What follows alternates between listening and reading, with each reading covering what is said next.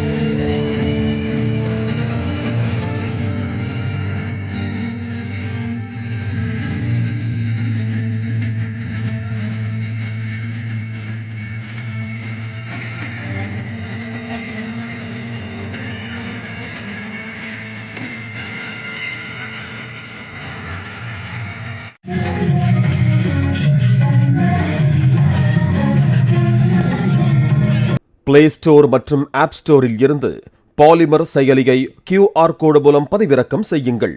செய்திகளை உடனுக்குடன் பெறுங்கள்.